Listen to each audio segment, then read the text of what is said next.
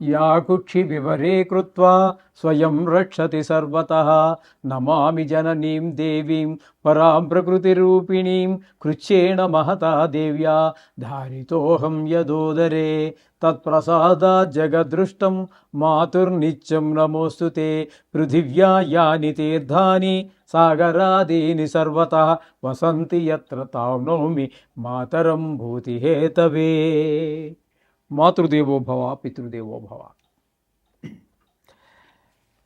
ఇప్పుడు మనము ఏప్రిల్ నెల 2026 సంవత్సరంలో ద్వాదశ రాశుల వారికి గోచార ఫలితాలు ఏ విధంగా ఉన్నాయో సశాస్త్రీయమైన పద్ధతిలో తెలుసుకునే ప్రయత్నం చేద్దాము.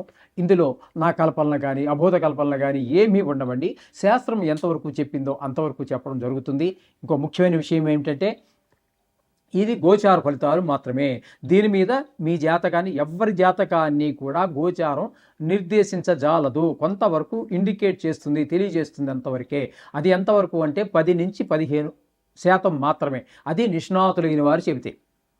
మిగతాదంతా కూడా మన వ్యక్తిగత జాతకము. ఎవరి వ్యక్తిగత జాతకం, ఏ డేట్లో పుట్టారు, ఏ టైంలో పుట్టారు, ఏ ఊరిలో పుట్టారు అనేటటువంటి దాని మీద ఆధారపడి ఉంటుంది. అది 100% ఇది ఒక 15 వేసుకోండి. 75, 80, 90 ఇంకా 100 పాళ్ళు కావాలంటే బ్రహ్మదేవుడు తప్పితే మరి ఎవ్వరూ కూడా దాన్ని కరెక్ట్గా చెప్పలేరు. కాబట్టి దీని గురించి ఊరికే కంగారు పడిపోక్కర్లేదు. 4 గ్రహాలు ఎక్కువగా ఉన్నాయని సంతోషపడవలసిన పని లేదు. అందుచేత ఇంకోటి ఏంటంటే నేను ఇందులో మిమ్మల్ని భయపెట్టేసి ఏదో చేసేయాలి, జపాలు పెట్టేయాలి అని అటువంటి ఏవో ఆలోచనలు కానీ దుష్టాలోచనలు కానీ లేదు. మిమ్మల్ని సంతోషపెట్టడం కోసం, మిమ్మల్ని ఇంప్రెస్ చేయడం కోసం, మీకేదో ఒక లేడీ వచ్చేస్తుంది, 10 కోట్లు వచ్చేస్తాయి ఈ సంవత్సరంలో, నాది గ్యారంటీ, రాసి పెట్టుకో, ఇలాంటి మాటలు ఎక్కడా శాస్త్రంలో ఏ శాస్త్రకారుడు చెప్పలేదు. నేను చెప్పను. మీరు అది చెప్పేవారు చెప్తారు. వారికి ఎక్కడో ఏదో ఆధారం ఉండి ఉండొచ్చు అని అనుకుంటాను. అయితే మా దగ్గర అయితే అది లేదు. నాకు తెలిసినంత వరకు లేదు ఎక్కడా కూడా. ఒకవేళ ఉందేమో తెలియదు పూర్తిగా. 100% పాళ్ళు పూర్తిగా 199% నాకు తెలిసినంత వరకు ఎక్కడా ఏ విధమైనటువంటి ఈ గ్యారంటీలు రాసి పెట్టుకోవడాలు ఇవేమీ లేవు. కుంభరాశి వారికి ఏప్రిల్ నెల 2026 నెలలో గోచార ఫలితాలు ఏ విధంగా ఉన్నాయో సశాస్త్రీయమైన పద్ధతులు తెలుసుకునే ప్రయత్నం చేద్దాము. కుంభరాశి వారికి జన్మంలోనే రాహు నెలంతా పూర్తిగా ఉంటున్నారు. బుధుడు 9వ తారీఖు వరకు ఉంటున్నారు. కుజుడు 2 రోజులు మాత్రం ఉంటున్నారు. ఈ 3 గ్రహాలు కూడా జన్మంలోనే ఉండటం వల్ల ఇవి ఏ విధమైనటువంటి ఎక్కువగా మన ఆలోచన చెడువైపు వెళ్ళటము, ప్రవర్తన కూడా చెడువైపుకి ఎక్కువ ఆకర్షితులు అవ్వడం జరుగుతూ ఉంటుంది. కాబట్టి తన్ను తాను ముందుగా కంట్రోల్ చేసుకోవలసిన అవసరం ఇక్కడ ఈ కుంభరాశి వారికి గోచరిస్తూ ఉన్నది. ఇదివరకు ఎప్పుడో కొద్దిగా విద్యాభ్యాస సమయంలో స్టూడెంట్గా ఉన్నప్పుడు లేదా అవివాహితులుగా ఉన్నప్పుడు ఏవో పార్టీలని అవని ఇవని ఇది హ్యాబిట్ కాకపోయినా హ్యాపీగానే మనం కొన్ని చేసి ఉన్నటువంటి వాళ్ళకి ఎక్కువగా అటువైపు డైవర్ట్ అయ్యేటటువంటి మరలేటటువంటి అవకాశం ఉంటుంది. కాబట్టి తనను తానే నిగ్రహించుకోవాల్సి ఉంటుంది. ఇది జాగ్రత్త. ఇక ద్వితీయ స్థానంలో శని భగవాన్ యొక్క సంచారం నెలంతా జరుగుతోంది. దీన్ని ఏలినాటి శని అంటారు. 2వ స్థానం కాబట్టి ధనస్థానం కాబట్టి ధనానికి ఇబ్బంది కలిగిస్తూ ఉంటాడు. రవి 14వ తారీఖు వరకు ఉంటాడు 2వ స్థానంలోనే. అక్కడ మీకేమవుతుంది, రవి 2వ స్థానంలో యోగించజాలడు. అక్కడ శని భగవానుడు ఏ విధమైనటువంటి ధనానికి ఇబ్బంది కలిగిస్తూ ఉంటాడో, మాటలో కఠినత్వం పెరుగుతుందో, కంటి జబ్బులు ఉన్న వాళ్ళకి ఎక్కువ అవుతుందో, అలాగే అదే ఫలితాలను సూర్యుడు కూడా 14 రోజులు ఇస్తున్నాడు. కుజుడు నెలంతా ఉన్నాడు. ఈయన కూడా అదే ఫలితాలు స్థానబలాన్ని బట్టి. ఇక బుధుడు 2వ స్థానంలో ఒక సుమారుగా మనకి 10వ తారీఖు నుంచి నెలంతా ఉంటాడు. ఈయన మాత్రం తద్భిన్నమైనటువంటి ఫలితాన్ని అక్కడ ఇవ్వబోతున్నాడు 4 గ్రహాలలోనూ.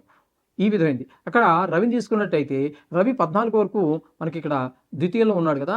తదుపరి తృతీయంలో ప్రవేశించి 15వ తారీఖు నుంచి నెలాఖరు వరకు అక్కడ మాత్రం అనుకూలమైన ఫలితాన్ని సూర్య భగవానుడు ఇస్తూ ఉన్నాడు. ఏ విధమైన ఫలితాలు ఇస్తున్నాడు అంటే అందరూ సహాయ సహకారాలు అందిస్తారు. ఇంట్లో వాళ్ళు, బయట ఉద్యోగ స్థలంలో, మనస వాచ కర్మణ కూడా. ఇక శుక్రగ్రహం యొక్క సంచారం తీసుకున్నట్టయితే 19వ తారీఖు వరకు తృతీయ స్థానంలో మంచి మనకి అందరి యొక్క సహాయ సహకారాలు. రవి ఎలా మనకి ఏ ఫలితాలు ఇస్తూ ఉన్నాడో అవే ఫలితాలు శుక్ర భగవానుడు ఇస్తున్నాడు. అక్కడ నుంచి 20వ తారీఖు నుంచి చతుర్థ స్థానంలోకి వెళ్తున్నాడు. దాన్ని సుఖస్థానం అంటారు. కాబట్టి అక్కడ మనకి విద్య, భూమి, అలాగే గృహము, వాహనము, స్వభావము, అలాగే తల్లిగారి యొక్క ఆరోగ్య పరిస్థితులు, వీటన్నిటికీ కూడా చాలా సహకరిస్తాడు శుక్ర భగవానుడు. ఇక 5వ స్థానంలో గురువు ఉంది. 5వ స్థానంలో గురువు ఇది కూడా అద్భుతం. పిల్లల మీద మంచి ప్రభావం చూపిస్తాడు. అలాగే గోచార రీత్యా అవివాహితులకి వివాహం అవడానికి దీన్ని కూడా వివాహ సమయంగా చెప్పడం జరిగింది. వివాహం కుదరటం కానీ, వివాహం జరిగిపోవటం కానీ జరిగే అవకాశం ఉంటుంది. వివాహం అయిపోయి ఉన్నట్టయితే వాళ్ళకి వాళ్ళ అన్యోన్యత, భార్యాభర్తల మధ్యన అన్యోన్యత పెరిగే అవకాశం ఉంటుంది. ఇక సప్తమ స్థానంలో కేతు ఉన్నాడు కదండి.